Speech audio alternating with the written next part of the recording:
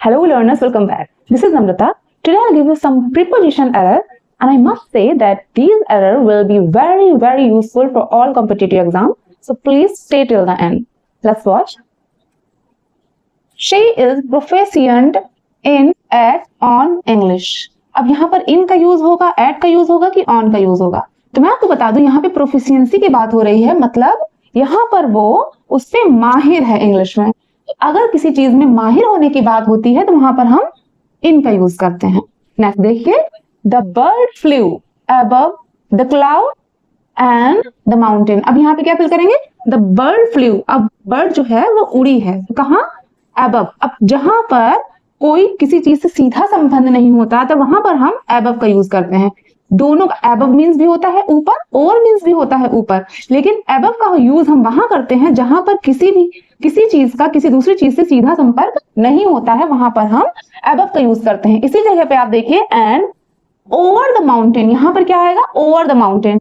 क्यों? क्योंकि यहाँ पर वो दर्शाया जा रहा है गति को, बर्ड की गति को दर्शाया जा रहा है, इसलिए यहाँ पर हम ओवर का यूज करेंगे।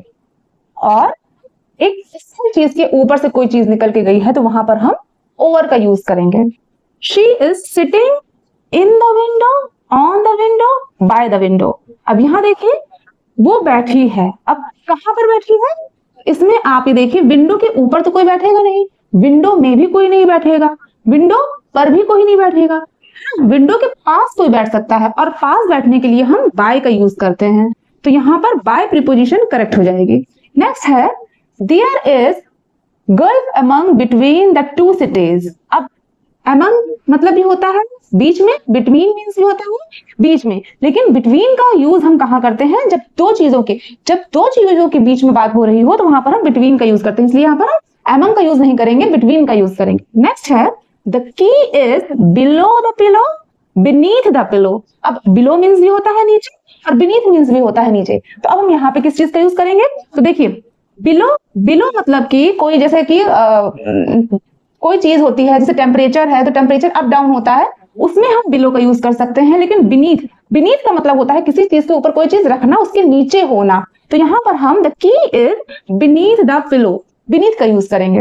नेक्स्ट है the girl quickly disappear between among the crowd. अब यहाँ पे देखिए मैंने यहाँ पे बताया था कि there is a girl between, यहाँ पर टू सिटीज की बात हो रही थी, मैंने यहाँ बिटवीन का यूज किया था, लेकिन यहाँ पर the girl quickly disappear, girl है बहुत जल्दी गायब हो गई, किसके बीच में? भीड़ के बीच में, तो यहाँ पर एक से ज्यादा लोगों के बीच की बात हो रही है, तो यहाँ पर हम अमंग का यूज करेंगे। नेक्स्ट है the city is below the sea level. अभी देखिए यहाँ पर लेवल की बात हो रही है, यहाँ पर लेवल की बात हो रही है, तो यहाँ पर हम बीनीथ का यूज नहीं कर सकते, यहाँ पर हम बिलो का यूज करेंगे। The temperature is below. अब यहाँ देखिए टेम्परेचर की बात हो रही है, द टेम्परेचर इज, टेम्परेचर क्या है?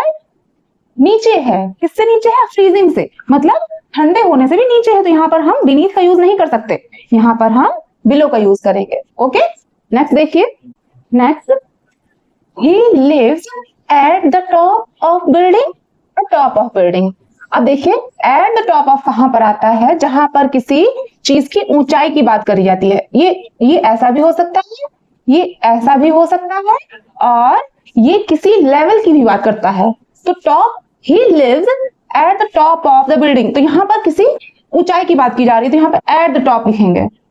लेकिन अब नेक्स्ट देखिए the flag high at the top the pole top. अब यहाँ पर बिल्कुल एक पर्टिकुलर फ्लैग की बात की जा रही है कि वहां पर ये जो फ्लैग है ये मतलब है उतनी ऊंचाई पर है, तो यहाँ पर हम अटॉप का यूज करेंगे। ये एक पर्टिकुलर एक मतलब पॉइंट की बात की जा रही है, जहां पर एक पर्टिकुलर पॉइंट की बात की जाए तो वहां पर अटॉप का यूज करते हैं। लेकिन कहीं ऊंचाई किसी लेवल के बारे में बात हो रही हो, चाहे उसका सरफेस कैसा भी हो, यहाँ पर हम एट द टॉप की बात करते हैं।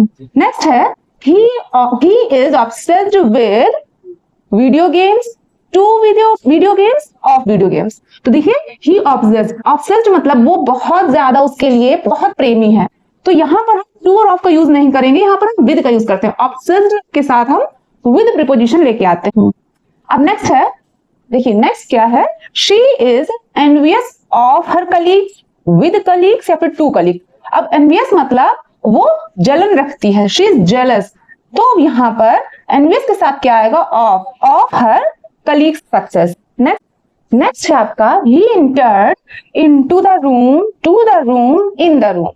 तो अब यहाँ पर देखिए into लगेगा कि to लगेगा कि in लगेगा। तो मैं आपको बता दूं entered के साथ में कोई प्रीपोजिशन नहीं आता है। नेक्स्ट है they discussed about the issue, of the issue, for the issue।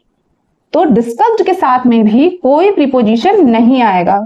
Okay, next he is skilled at the painting, on the painting, in the painting। अब skilled मतलब भी होता है आपका माहिर होना, प्रोफिशिएंसी मींस भी होता है माहिर होना, लेकिन प्रोफिशिएंसी के साथ हम लोगों ने इन का यूज किया था, बट स्किल्ड के साथ हम लोग एट का यूज करेंगे।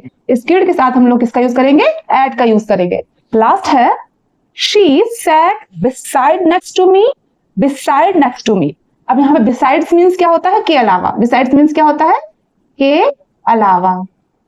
तो आप अलावा यूज करेंगे कि उसके नियर। beside मीन्स होता है नियर या फिर पास में या फिर बगल में, आप कुछ भी बोल सकते हैं। तो आप क्या यूज करेंगे? यहाँ पर क्या यूज होगा? beside यूज होगा। यहाँ पर क्या यूज होगा? beside होगा। beside का यूज नहीं होगा। सो अगर आपको वीडियो अच्छी लगी हो तो लाइक, सब्सक्राइब और शेयर जरूर करें। Till then bye bye friends.